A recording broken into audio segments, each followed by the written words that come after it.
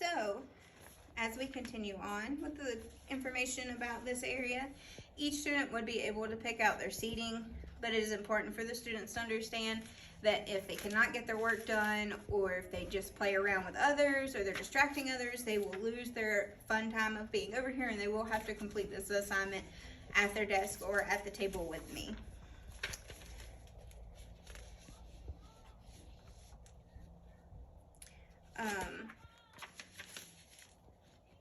So, as we seen on the poster, there was red and blue cords, which matches the state colors, along with the letters were in red and blue, just to help the students realize that that is the color of North Carolina.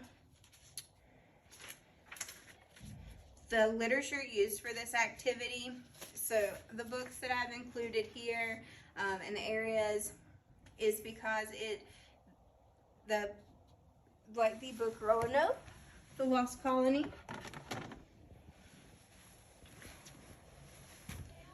It contains different events which occurred centered around the North Carolina colony, and they can use this information. So, as we've seen before, there's multiple different areas in here. It talks about food. It talks about making a living during this time, life in the colony, the white settlement,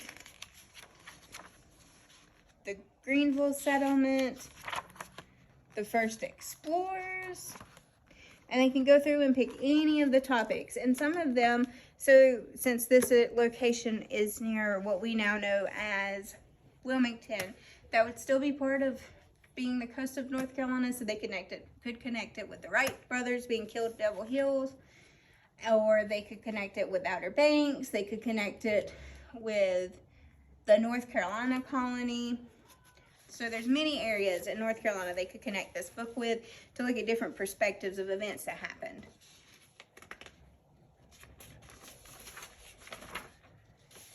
The literature that I did choose for this activity is because it does cover big events which allowed us to establish our state, and it made it the way it is today over time and changes.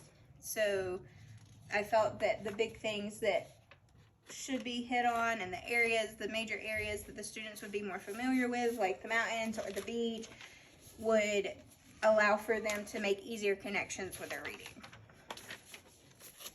And it facilitates their learning because it allows the students to read books that are on grade level, and it combines the ELA and social studies standards I have chosen for this literacy center, because you're able to read, they're reading the books that are on their grade level, as well as making the connection that it does go along with social studies, and it goes along with the history of our state. And this would be my 4th grade classroom literacy center. Thanks for watching.